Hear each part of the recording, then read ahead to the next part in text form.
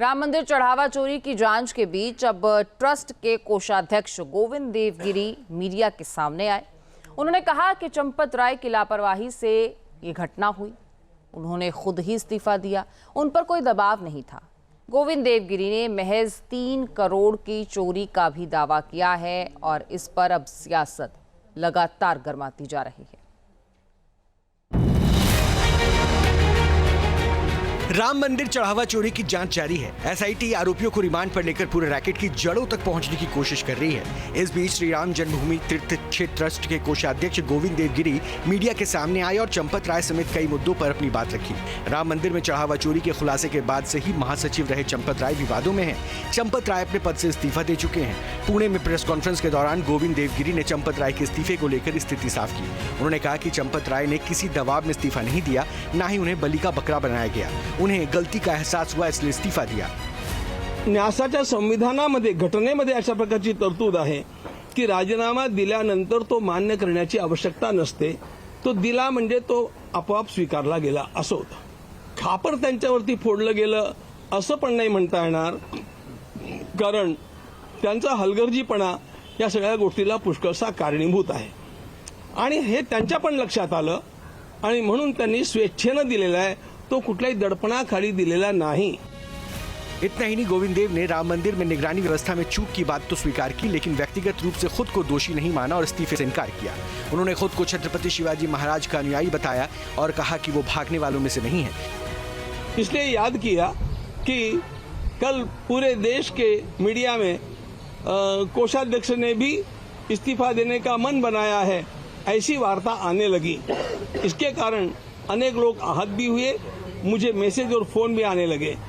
ये वार्ता निराधार है। किसी प्रकार से भी इस्तीफा देने का, त्यागपत्र देने का विचार भी मैंने अपने मन में लाया नहीं है, न उसकी मैं आवश्यकता अनुभव भी करता। गोविंद देवगिरी ने एसआईटी की फाइनल जांच रिपोर्ट से पहले भी ये दावा किया महज 3 करोड़ रुपए दान की रकम से चोरी हुई है। हालांकि उन्होंने ये भी कहा कि इसे प्रमाणिक आंकड़ा नहीं माना जाना चाहिए। ऐसा है, बोलने वाले के भी जिह्वा में कोई हड्डी तो होती नहीं है। कितनी भी बड़ी बड़ी बकवास कोई भी कर सकता है, लेकिन ये सारे आंकड़े झूठ हैं। जहां तक मेरा आकलन है, ये गलत भी हो सकता है क्योंकि एसआईटी का अभी रिपोर्ट आना है, लेकिन जहां तक मेरा आकलन मैं आप लोगों से बतला सकता हूं, वो 3 करोड़ के आसपास होना चाहिए, ऐसा मुझे लगता है। गोविंद देवगिरी के 3 करोड़ वाले बयान पर सियासत गर्मा गई है। कांग्रेस और शिवसेना यूबीटी ने पलटवार करते हुए कहा है कि बात 3 करोड़ की नहीं, आस्था के भावनाओं को ठेस पहुंचाने की है।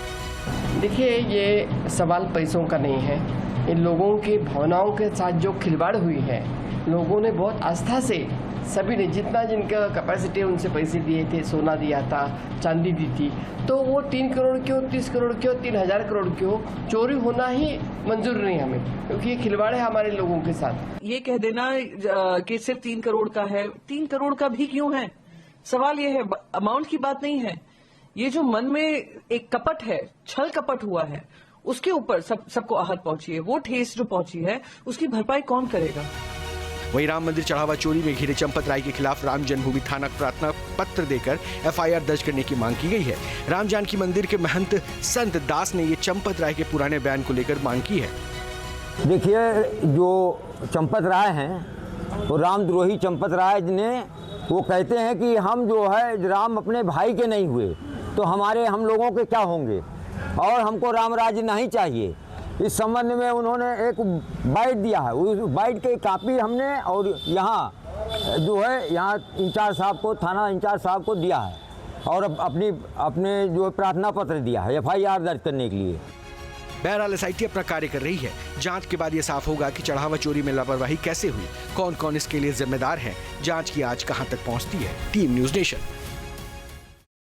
आपके मोबाइल पर तुरंत आएगी ब्रेकिंग न्यूज। स्क्रीन पर सबसे पहले दिखेगी बड़ी खबर। देश दुनिया की हर खबर एक जगह। अब आपके मोबाइल पर तुरंत फटाफट इंस्टॉल कीजिए न्यूज़ नेशन ऐप और रखिए खुद को अपडेट।